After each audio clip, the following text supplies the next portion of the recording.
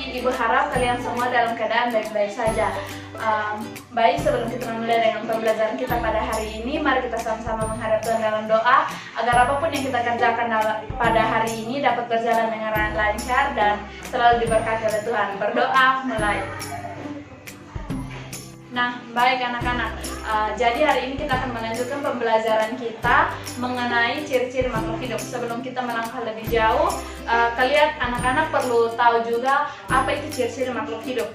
Jadi, ciri-ciri makhluk hidup yang pertama itu bergerak, yang kedua bernapas, yang ketiga bertumbuh, yang keempat itu berkembang biak, yang kelima itu membutuhkan makanan dan minuman, yang keenam itu peka terhadap rangsangan, dan lain-lain. Contoh kecil yang Ibu ambil di sini itu seperti pohon,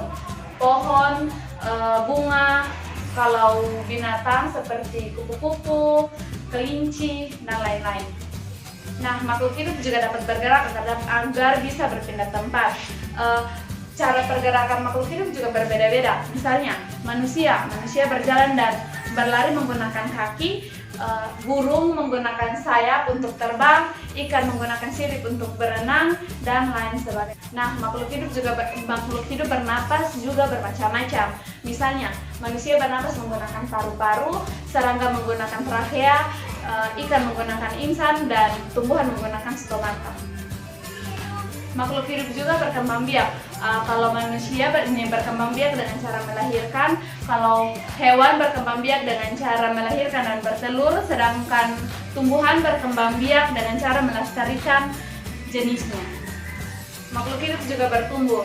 Misalnya manusia ketika bayi badannya kecil, namun dia dalam berjalannya waktu akan berangsur-angsur menjadi besar. Begitupun hewan dan tumbuhan. Seiring berjalannya waktu, mereka akan bertambah ukuran.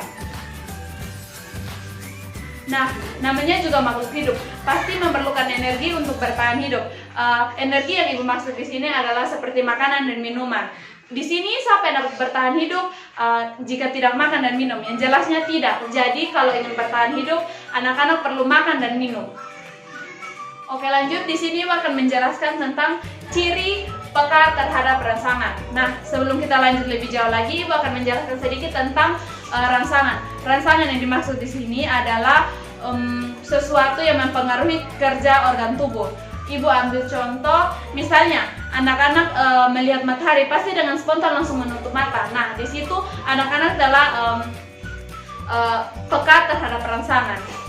Nah, coba anak-anak perhatikan pada gambar di atas sini. Di sini terdapat dua gambar, yaitu cicak dan ikan mas. Dari kedua gambar ini, mereka sama-sama makhluk hidup yang berkembang biak dengan cara bertelur. Namun ikan mas bertelur jauh lebih banyak dari cicak.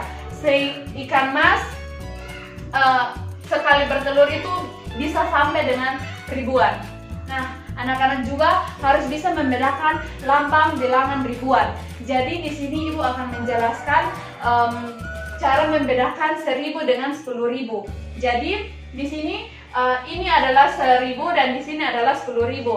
Beda dari kedua bilangan ini adalah di sini hanya 30 dan di sini 40. Jadi cara membedakan dan cara untuk anak-anak lebih gampang mengetahuinya adalah anak-anak hitung dari angka belakang sebanyak 3 dan menempatkan titik, dan dari situ anak-anak bisa tahu bilangan itu adalah berapa.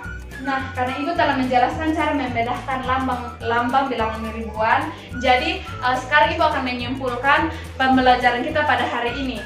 Ciri-ciri makhluk hidup itu adalah yang dapat bergerak, yang dapat bernapas, yang dapat berkembang biak, yang membutuhkan makanan dan minuman, peka terhadap rangsangan, dan lain-lain. Nah, karena Ibu telah menyimpulkan pembelajaran kita pada hari ini, Ibu akan memberikan tugas dan anak-anak mengerjakan tugas ini dan kita akan mengumpulkan pada pertemuan berikutnya.